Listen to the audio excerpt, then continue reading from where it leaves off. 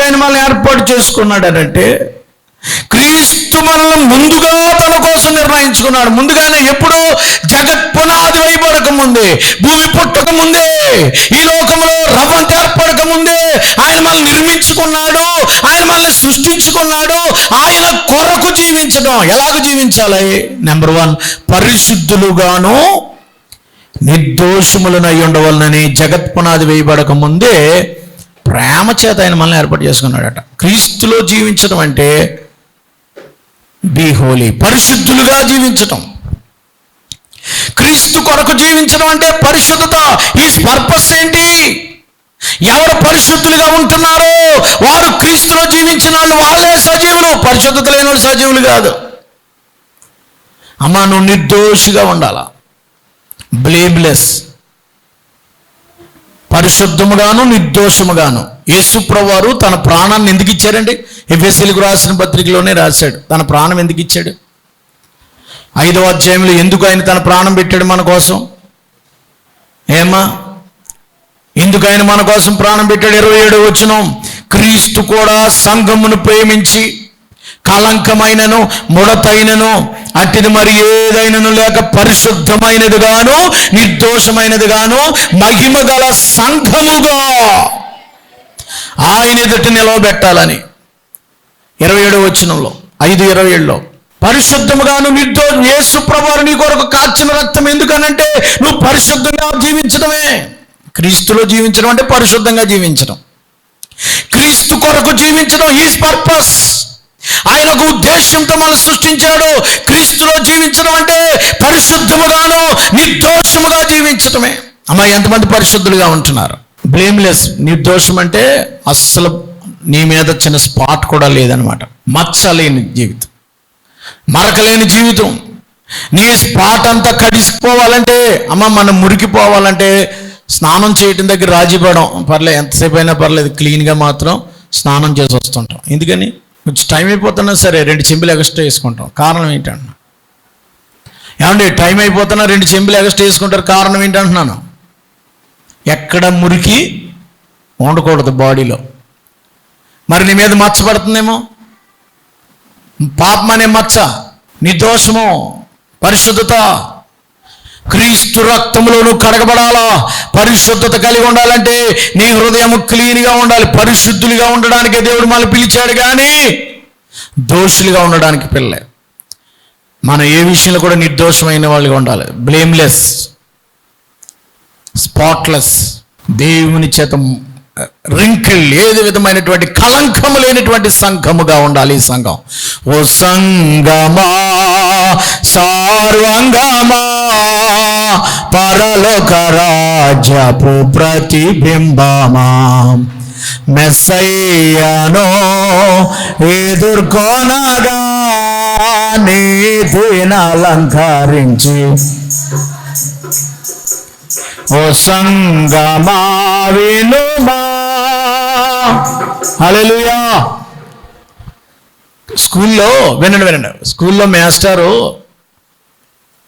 వాళ్ళ పిల్లలతో ఇలాగ అన్నాడంట, రేయ్ మీలో ఎవరైనా ఎవరి మీదన్నా వ్యతిరేకం ఉంటే, ఎంతమందితో మీరు ఏమంటాం అసూయ ఉంది, ఎంతమంది అంటే మీకు పగ ఉంది, ఎంతమంది అంటే మీకు ఇష్టం లేదు స్కూల్లో, అవి నాకు చెప్పండి అన్నాడు. మరుసటి రోజున వచ్చాడు, ఎరా చెప్తారా అంటే, నాకు చెప్పొద్దు కానీ ఓ పని చేయండి అన్నాడంట. మీకు ఎంతమంది అంతే ఇష్టం లేదో అన్ని టమాటాలు బ్యాగ్లు వేసి పట్టండి అన్నాడు. ఎవరితో మీరు మాట్లాడలేదో, ఎవరితో మీరు గొడవ పడుతున్నారో, ఎవరంటే మీకు ఇష్టం లేదో, అలాగే ఎంతమంది ఉన్నారో లెక్కెట్టి అన్ని టమాటాలు తీసుకురండి అన్నాడు. ఒకళ్ళేమో 2 టమాటాలు తెచ్చారంట, ఒకళ్ళు 10 టమాటాలు, ఒకళ్ళు 20 టమాటాలు, ఒకళ్ళు 4 టమాటాలు. అందరంటే ఇష్టమే నీకు? టమాటాలు పట్టరా, టమాటాలు పట్టమన్నారట. టమాటాలు పట్టమంటే పట్టుకొచ్చారట అందరూ. 2, 10, 10. ఆయన మాస్టర్ అన్నాడంట, ఈ టమాటాలు 2, 3, 4, 5, 10, 20 తెచ్చారు కదా, మీరు ఎన్ని టమాటాలు తెచ్చారు? ఆ టమాటాలన్నీ ఈ వారం అంతా మీరు కూడా క్యారీ చేయాలన్నాడు. ఒక్క వారం క్యారీ చేసి పట్టండి అన్నాడు. క్యారీ అంటే ఈ వారం అంతా మీకు కూడా మొయ్యాలన్నాడు.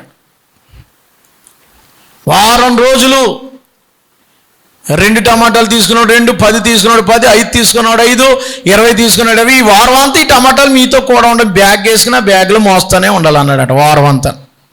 వారం అయిపోయాక వచ్చారట, ఎలా ఉందన్నాడట. చాలామంది బాబోయ్ చాలా బాధగా ఉందండి, చాలా కష్టంగా ఉందండి, ఏంటండి ఇలాంటి పనిష్మెంట్ అండి. ఎలా ఉందంటే కొంతమంది అన్నారంట, చాలా ఫస్ట్ ఎలా ఉన్నాయి, ఫ్రెష్గా ఉన్న టమాటాలు 2 రోజులకి ఏమైపోయినాయమ్మా, కుళ్ళిపోయినాయి. 3వ రోజు పాడైపోయినాయి. 4వ రోజున వాసన, మొయ్యలేకపోతున్నాం, భరించలేకపోతున్నాం, చాలా క్యారీ చేయలేకపోయాం. చిచ్చి బాబోయ్ చాలా భయంకరంగా ఉందండి, ఎలాంటిది ఇచ్చారేంటి మీరు. 20 టమాటాలు తెచ్చినాడు ఇంకెంత వాసన, 10 టమాటాలు తెచ్చినాడు ఇంకేదండి కుళ్ళు కొంప వేసుకుని చెత్త ఆ దరిద్రమైన కొంప వేసుకుని కూడా తిరగడం ఎంత దరిద్రంగా ఉంది. అసలు ఉండలేకపోయానండి, అసలు 5 నిమిషాలు కూడా నేను ఆ బ్యాగ్ మొయ్యలేకపోయాను మాస్టరు అని అంటున్నారంట. మాస్టర్ సింపుల్గా నవ్వన్నాడంట, ఆ 10 మంది టమాటాలను కూడా తీసుకెళ్ళి ఎక్కడికి వెళ్తే అక్కడ 10 మందితో నేను ఆ విరోధం, 10 మందితో ఉన్న అసూయ, 10 మందితో ఉన్న పగ అక్కడికి వెళ్ళి తీసుకెళ్ళావు కదా. అలాగే నీ హృదయం అనేది ఒక పరిశుద్ధమైనటువంటి పూల తోట, హృదయం అనేది ఒక మంచి జీవితం. ఎంతమంది ద్వేషం నువ్వు ఎక్కడికి వెళ్తే అక్కడ కూడా తీసుకెళ్తున్నావు. ఆఫీస్లో వాళ్ళ మీదే కక్ష, ఇంట్లో ఉంటే వాళ్ళ మీదే కక్ష, కూలి పనికి వెళ్ళిన ఆ మనిషి మీదే చెప్తావు, ఎక్కడున్నా ఆ మనిషి కూడా వస్తే చాలా అయ్యి బాబాది ఎలాడిది ఎక్కడికి వెళ్తే అక్కడ క్యారీ చేస్తున్నావు. ఇంకెంత పాడైపోయి ఉంటుంది ఈ హృదయం అన్నాడంట. నువ్వు ఎక్కడికి వెళ్తే అక్కడ ఈ పాపాలను కూడా తీసుకెళ్ళకు, ఎక్కడికి వెళ్తే అక్కడ ఈ పాపాలను కూడా తీసుకెళ్తే నిర్మలమైన నిర్దోషమైన పరిశుద్ధమైన హృదయం కూడా అలాగే పాడైపోద్ది, వాసన కొడుతుంది, కుళ్ళి పట్టేస్తుంది. హృదయం అన్నిటికీ అది పరిశుద్ధంగా దేవుడు సృష్టించాడు కదా. మన హృదయాన్ని పరిశుద్ధంగా ఉంచండి. ఎక్కడికి వెళ్తే అక్కడ మీ పాపాలు ఆ పగలు అయ్యని ఉంచొద్దు. ఈ వేళతోటి దాన్ని యేసు నామములో ఆ టమాటా బ్యాగ్ అవతల పాడే ఎదురుగాక. మీ దగ్గర ఉన్న టమాటా బ్యాగ్ ఉందమ్మా? ఎంతమంది మీద ఉందా టమాటా బ్యాగ్? కూడా తీసుకెళ్ళకండి. ఆ ద్వేషాలు అవి ఉంటే అది ఎలా కుళ్ళిపోయిందో నీ హృదయం కూడా అలా కుళ్ళిపోద్ది. తీసిపాడి పచ్చని పరిశుద్ధమైన నీ హృదయాన్ని పరిశుద్ధంగా ఉంచు. దేవునికి స్తోత్రం. మొదటిది ఏంటంటే నిర్దోషముగా పరిశుద్ధంగా జీవించటమే క్రీస్తు కొరకు జీవించటం. సజీవులుగా ఎంచుకోవడం అంటే పరిశుద్ధులుగా ఉన్నవాడే సజీవుడు, నిర్దోషంగా ఉన్నవాడే సజీవుడు. రెండో మాట చెప్తున్నాను చూడండి, క్రీస్తులాగా పని చేయటం అంటే. రెండోది ఏంటంటే క్రీస్తు కొరకు జీవించడం అంటే నిర్దోషంగా పరిశుద్ధంగా జీవించడం. రెండవది హిస్ పర్పస్.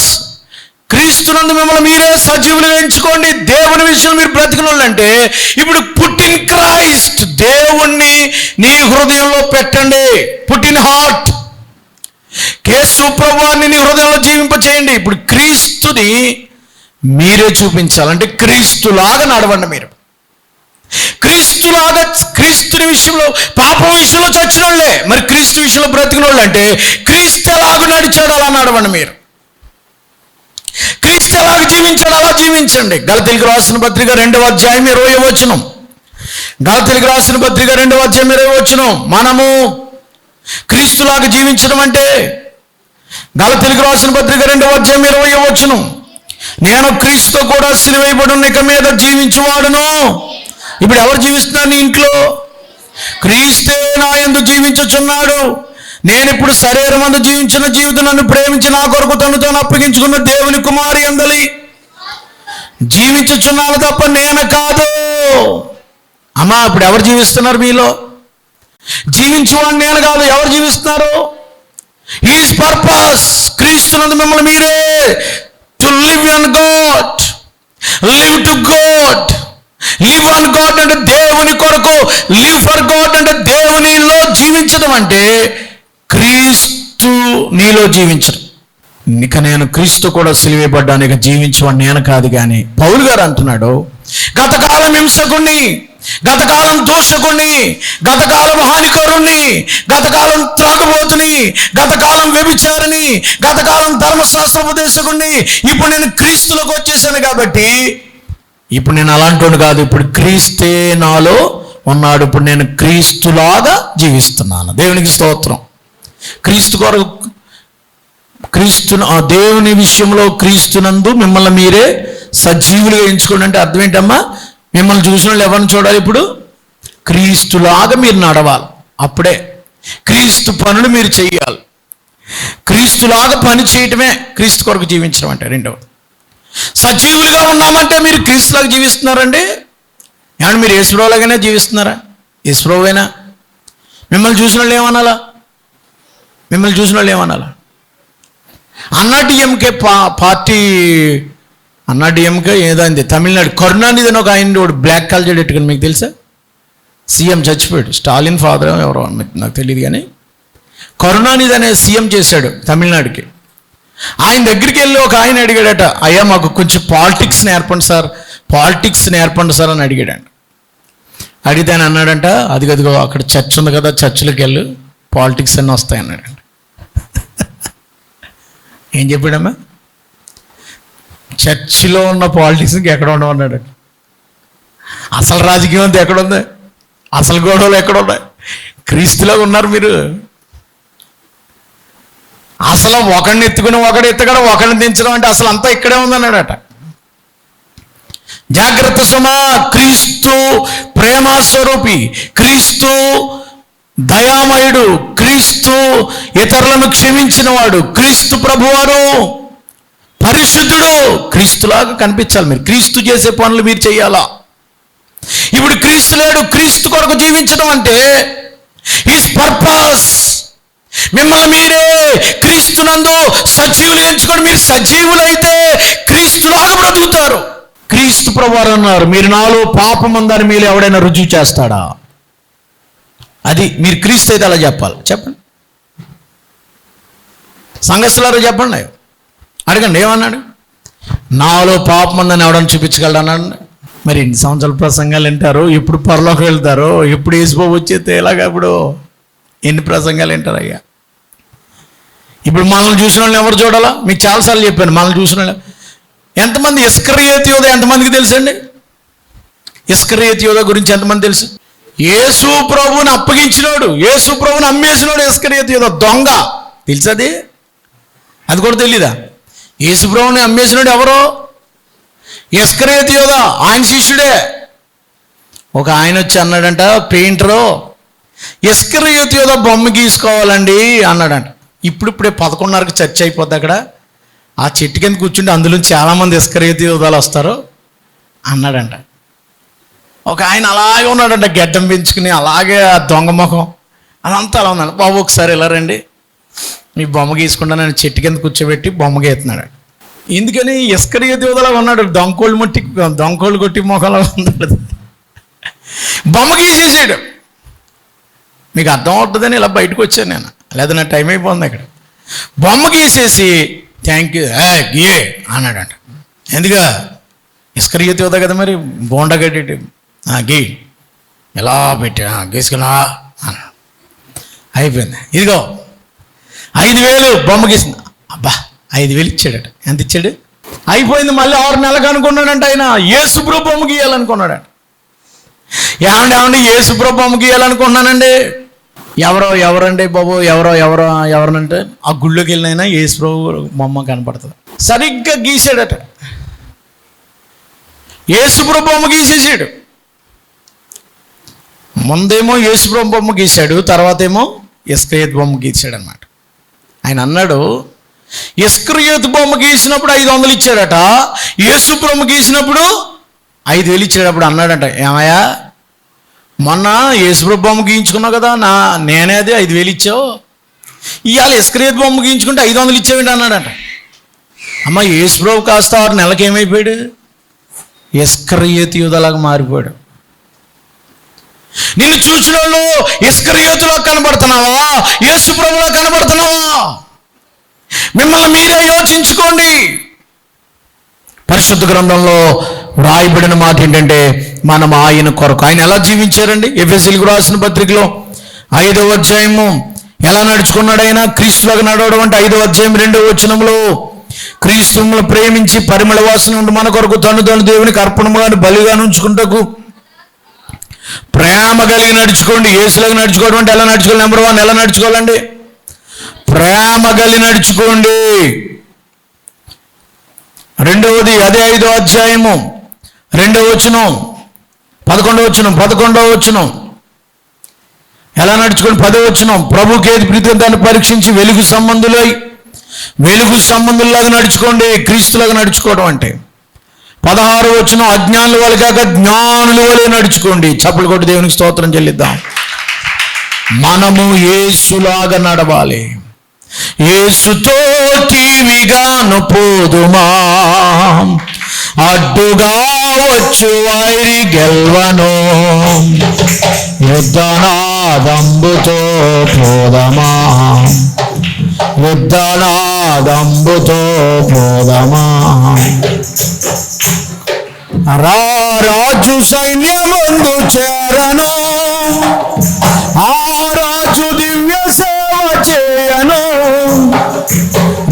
రాజు సైన్యమందు చేరను, ఆ రాజు దివ్య సేవ చేయను.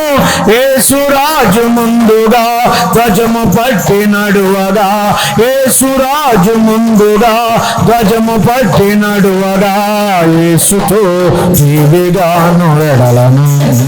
హల్లెలూయా. అమ్మా, యేసులాగా బ్రతకడం అంటే, యేసు కొరకు బ్రతకడం అంటే, యేసునందు మనం సజీవులుగా ఎంచుకోవటం అంటే, యేసు ప్రేమ కలిగి ఉన్నట్లుగా మీరు ఎలా ఉండాలో ప్రేమగా నడుచుకోవాలి. యేసు వెలుగు సంబంధులుగా నడిచినట్లు మీరు వెలుగు సంబంధులుగా నడుచుకోవాలి. యేసు జ్ఞానంగా నడుచుకున్నట్లుగా మీరు జ్ఞానంగా నడుచుకోవాలి. 3వది, క్రీస్తునందు మిమ్మల్ని మీరే సజీవులుగా టు లివ్ ఆన్ గాడ్, దేవుల్లో బ్రతకడం అంటే, పరిశుద్ధ గ్రంథంలో ఫిలిప్పీయులకు రాసిన పత్రిక 1వ అధ్యాయం 6వ వచనంలో రాశాడు. ఫిలిప్పీయులకు రాసిన పత్రిక 1వ అధ్యాయం 6వ వచనంలో, మొదటి దినము నాతో పాలువారైండుట చూచి మీలో ఈ సత్క్రియను ఆరంభించిన వాడు యేసు క్రీస్తు దినం వరకు దానిని, క్రీస్తులు నటువంటి క్రీస్తులాగా సత్క్రియలు చేయటం. యేసు ప్రభువారు ఎలాంటి సత్క్రియలు చేశారో, కొర్నేలి ధర్మకార్యాలు సత్క్రియలు ఎలా చేశాడో, దోర్కా ఎలాంటి సత్ప్రవర్తన సత్క్రియలు నడిచిందో, అంటిల్ ద గాడ్స్ డే, క్రీస్తు దినము వరకు క్రీస్తులాగా మీరు సత్క్రియలు చేయాలి. మొదటి దినము నుండి, 3వ వచనంలో, ద ఫస్ట్ డే, రక్షించబడిన దినము నుండి మా యేసుప్రభు వచ్చే వరకు కూడా సత్క్రియలతో కూడిన జీవితం క్రీస్తులాగంటే. క్రీస్తు ప్రభువారు ఎలాగో సత్క్రియలు చేశారో, మంచి క్రియలు చేయటం, అది మనం చేయాలి. ఇక 4వది, పరిశుద్ధ గ్రంథంలో ఎఫెసీయులకు రాసిన పత్రికలో రాశాడు. రోమీయులకు రాసిన పత్రిక 8వ అధ్యాయం 11వ వచనంలో, ఎఫెసీయులకు రాసిన పత్రిక 3వ అధ్యాయం 22వ వచనం చదివితే 4వ మాట కూడా చెప్పి నేను ముందుకెళ్తాను. ఎఫెసీయులకు రాసిన పత్రిక 3వ అధ్యాయం 22వ వచనంలో, ఆయనలో మీరు కూడా ఆత్మ మూలముగా దేవుని నివాస స్థలమైండుటకు కట్టబడుచున్నారు అన్నాడు. క్రీస్తులో జీవించటం అంటే ఆత్మ మూలముగా జీవించటం. ఆత్మ మూలముగా కట్టబడుతున్నాం, ఆత్మ మూలముగా దేవుని సంఘముగా నిర్మించబడుతున్నాం. పరిశుద్ధ గ్రంథం చూడండి, రోమీయులకు రాసిన పత్రిక 8వ అధ్యాయం 11వ వచనంలో, రోమీయులకు రాసిన పత్రిక 8వ అధ్యాయం 11వ వచనంలో రాశాడు కదా, క్రీస్తులో యేసు ఆత్మ మీలో నివసించిన యెడల క్రీస్తు యేసు లేపిన వాడు చావునకు లోనైన మీ శరీరములో కూడా మీలో నివసించుచున్న తన ఆత్మ ద్వారా. ఎవరో క్రీస్తులో సజీవునిగా ఉండడం అంటే ఆత్మను కలిగి జీవించటం. ఆత్మ లేనివాడు, ముందు వచనం రాశాడు 9వ వచనంలో, ఆత్మ లేనివాడు నావాడు కాదు. దేవుని ఆత్మ మీలో నివసించుచున్న యెడల మీరు ఆత్మ స్వభావం గలవారే కానీ శరీరా. క్రీస్తునందు మీరు సజీవులు ఎంచుకోవడం అంటే ఆత్మ కలిగి ఉన్నవాడే సజీవుడు, ఆత్మ లేనివాడు మృతుడు. ఆత్మపూర్ణుడే సజీవుడు, ఆత్మ లేనివాడు చచ్చినోడితో సమానం. దేవుని ఆత్మ నీలో ఉందా? మీ దేహము దేవుని ఆలయమని మీరు ఎరగరా? దేవుని ఆత్మ మీలో నివసిస్తుందని మీరు ఎరగరా? ఆత్మ మూలంగా మీరు నడిపించబడుతున్నారు, ఆత్మ మూలముగా జీవించుచున్నాము. ఆత్మ మూలముగానే 14వ వచనంలో, ఎందరు 8:14 రోమీయులు రాసిన ఎందరు దేవుని ఆత్మ చేత నడిపించబడుదురు. దేవుని ఆత్మ నీలో నడిపించాలి. నువ్వు నీకు నడవడం కాదు, పరిశుద్ధాత్మ చేత నడిపించబడాలి. పరిశుద్ధాత్మ మూలముగా మనం ఆయనకి సంఘంగా కట్టబడాలి. పరిశుద్ధాత్మ మూలముగా మనం ఆయనకు మహిమ తెచ్చేవారంగా ఉండాలి. క్రీస్తులో సజీవులం అంటే ఆత్మ కలిగినోడే సజీవుడు. ఇప్పటికి 4 పాయింట్లు చెప్పాను. మొదటిది, పరిశుద్ధముగా నిర్దోషంగా జీవించేవాడే సజీవుడు. రెండవది, క్రీస్తులాగా నడిచేవాడే సజీవుడు. క్రీస్తు మిమ్మల్ని చూస్తే ఇంకేసులోని చూడక్కర్లేదు, అలాగ ఉండాలా. క్రీస్తు నీ హృదయంలో ఉండాలి. మన హృదయంలో ఇద్దరిద్దరు ఉంటారండి. అయ్యా, మన హృదయంలో ఇద్దరున్నారు, ఇద్దరిలో ఒక్కడికే అవకాశం, ఇద్దరు ఉండడానికి లేదు. ఉంటే ఆయనన్నా కూర్చోవాలి, లేకపోతే నువ్వన్నా కూర్చోవాలి, ఎవరో ఒకరు ఉండాలి. ఇద్దరికి లేవు సీటు, ఒకే సీటు, సింహాసనం ఉంది. నువ్వు పాపం చేస్తేనేమో సాతాను కూర్చుంటాడు ఈ సీట్లో.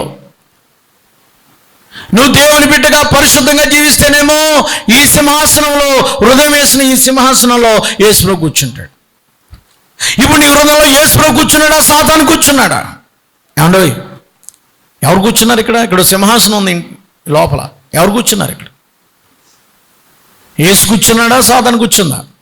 ఎక్కడ? ఎవరికి ఇచ్చావు? క్రీస్తునందు మీరు సజీవులుగా ఉన్నారా, చచ్చినోళ్ళుగా ఉన్నారు? ఇప్పుడు అర్థమైపోద్ది మీకు. చివరి మాట చెప్పి ముగిస్తానండి.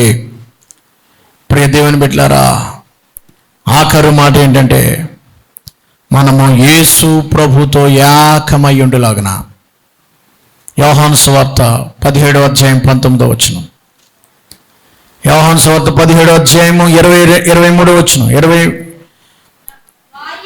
22-23 వచనం చదువుకుందాం. మనము ఏకమయ్యున్నలాగున వారును ఏకమై ఉండవలనని నీవు నాకు అనుగ్రహించిన మహిమను నేను వారికి ఇచ్చితిని. వారు నా యందును, నేను వారి యందు. క్రీస్తు మనము ఏకమైపోయాం. ఎలాగ ఏకమవుతాం? యోహాను సువార్త 8వ అధ్యాయం, యోహాను సువార్త 8వ అధ్యాయము 6వ అధ్యాయం 57-58 వచనాలు. యోహాను సువార్త 6వ అధ్యాయం 57-58 వచనాలు. జీవం గల తండ్రి నన్ను పంపెను గనుక నేను తండ్రి మూలంగా జీవించినట్టే నన్ను తినివాడు. ఎవరు జీవించినట్టు, ఎవరు సజీవులు అంటే నన్ను తినేవాడు. దట్ మీన్స్ ఇది పరలోకము దిగి వచ్చిన ఆహారము. పితరులు మన్నాను తిని చనిపోయినట్టు కాదు, ఈ ఆహారము తినేవాడు. మీరు క్రీస్తు కొరకు మిమ్మల్ని సజీవులుగా ఉన్నారంటే ఎలా తెలుస్తుంది? ఈ రక్తం, ఈ శరీరం తింటేనే మీరు సజీవులు, లేకపోతే మీరు చచ్చినోళ్ళే. క్రీస్తునందు మిమ్మల్ని మీరు సజీవులుగా ఎంచుకోండి అన్నాడు కదా. ఎలాగ మనం జీవిస్తున్నాం? మళ్ళా చదువుకోండి. జీవం గల తండ్రి నన్ను పంపిన కనుక నేను తండ్రి మూలంగా జీవించినట్లే నన్ను తినేవాడు, ఈ రక్తం, ఈ శరీరము తినేవాడు దేవుని మూలంగా జీవిస్తున్నాడు. ఇది పరలోకంలో ఉన్న వచ్చిన మన్నా తిని చచ్చిపోయారేమో కానీ ఈ ఆహారము, ఈ రక్తము తినేవాడు నిరంతరం జీవిస్తాడు పరలోకంలో. దేవునికి స్తోత్రం. ఇలాంటి శరీరానికి, ఈ రక్తానికి నువ్వు దూరంగా ఉన్నాయేమో. నువ్వు సజీవులుగా ఎంచుకుంటే ఆయన రక్త మాంసములో పాలిభోగస్తులు కావాలా. ఆయన మనము ఏకమై ఉన్నలాగున ఈ రక్త మాంసములు మనం తినాలి. దేవుడితో కలిసి జీవించడానికి, ఆయనతో కూడా నివసించడానికి, క్రీస్తులాగా, క్రీస్తునందు మీరు సజీవులేనంటే ఆయన రక్తమాంసములు తీసుకోకుండా మీరు దూరంగా ఉంటున్నారంటే దాని అర్థం ఏంటి? What is that means? Yesu ప్రభువారు మన పాపం విషయమై చనిపోయారు, మనల్ని పరిశుద్ధులుగా చేయడానికి, పునరుద్ధరణ చేయడానికి సజీవులు అయ్యారు. అమ్మ నా మాట వినండి. నేనేం చెప్తున్నానంటే, ఇప్పుడు మనం పాప విషయంలో చచ్చిపోయి యేసుప్రభులో బ్రతుకుతున్నాం కదా. దేవునికి స్తోత్రం. క్రీస్తులో బ్రతకడం అంటే ఏంటి పాస్టర్? మాకు అర్థం అవ్వట్లేదంటే, పరిశుద్ధంగా నిర్దోషంగా బ్రతకండి. క్రీస్తులకు బ్రతకడం అంటే రెండోది, క్రీస్తు ఎలా నడిచాడో అలాగే మీరు ప్రేమ కలిగి వెలుగు సంబంధులుగా, అజ్ఞానం కాక జ్ఞానంగా నడవండి అని చెప్పాను. క్రీస్తులాగా నడవండి. మూడవది, క్రీస్తులాగా నడవడం అంటే సత్క్రియలు చేయండి ఆయనకిలాగా. నాలుగవది, ఆత్మ కలిగి జీవించండి.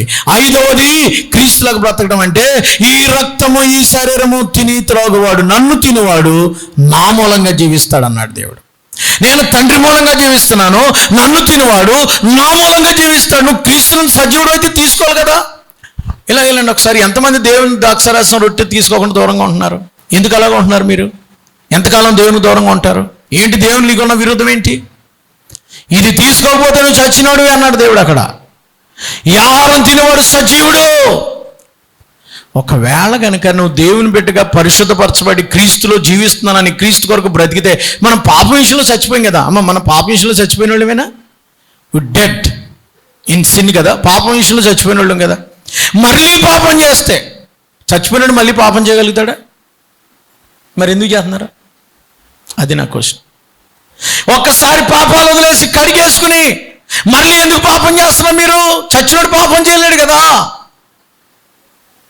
నూతన జీవం పొందినోడు పాపం చేయలేడు కదా. పాప విషయంలో ఒకసారి చచ్చిపోయి యేసు ప్రభువులో బ్రతికి యేసు కొరకు జీవిస్తూ యేసులాగా ఉన్నప్పుడు ఎందుకు మీరు మరలా పాపపు జ్యోతికి వెళ్తున్నారు? మరలా చచ్చిన వాళ్ళు ఇంకేం చేయలేరు కదా. పాప విషయంలో చచ్చిపోయినవాడు ఏమన్నా పాపం చేయగలడా? మరి అలాగ అనుకున్నప్పుడు మీరు ఎందుకు పాపంలో పడిపోతున్నారు అంటున్నాను. అంటే నువ్వు ఇంకా చావలేదు. నీ పాపం చావలేదు, నీ కోపం చావలేదు, నీ బూతులు చావలేదు, నీ దొంగతనం చావలేదు, నీ అబద్ధాలు చావలేదు, నీ వ్యభిచారం చావలేదు, నీ మోహపదాలము చావలేదు, నీ అసూయ చావలేదు, నీ అల్లరితో కూడిన ఆటపాటలు చావలేదు, నీ సరస్వక్తులు చావలేదు, నీ అంధకార క్రియలు చావలేదు. దాన్ని పాతై తలలు వంచుదాం, ప్రార్థన చేసుకుందాం. ప్రభువా, పాపం విషయంలో మేము చచ్చిన వాళ్ళుగా ఉండాలి. నీ విషయంకి వచ్చేటప్పటికి క్రీస్తునందు మేము బ్రతికిన వాళ్ళుగా మమ్మల్ని చేయి ప్రభువా. అలాగ మేము ఎంచుకోవడానికి సహాయం చేయండి. చిచ్చి పాపం చేయడానికి నేను చచ్చినాను అలాంటి ముట్టుకోను. క్రీస్తునందు జీవించడం అంటే పరిశుద్ధంగా నిర్దోషంగా జీవించడం. క్రీస్తునందు జీవించడం అంటే సత్క్రియలు చేయటం. క్రీస్తునందు జీవించడం అంటే క్రీస్తులాగా కనపడటం. నిన్ను చూసిన వాళ్ళు యేసుని చూడటమే. క్రీస్తునందు జీవించడం అంటే ఆత్మలో జీవించడం. క్రీస్తునందు జీవించడం అంటే ఆయన రక్త మాంసములు తినివాడే ఆయన మూలంగా జీవిస్తున్నాడని అర్థం. లేకపోతే నువ్వు ఆయన మూలంగా లేవనే కదా. మహాపరిశుద్ధుడు అయిన మా తండ్రి, పాపం విషయంలో మేము మృతులుగాను, దేవుని విషయంలో క్రీస్తునందు సజీవులుగాను ఎంచుకుని, పాపం విషయంలో మృతమైన జీవితం జీవించుచు చచ్చినోళ్ళుగా జీవిస్తూ, క్రీస్తులో క్రీస్తు కొరకు ఎలాగూ జీవించాలో ఆ రీతైన జీవితం మాకు నేర్పించారు. అలాగ జీవించే భాగ్యం దయచేయమని యేసు నామములో అడుగుచున్నాము తండ్రి. ఆమేన్.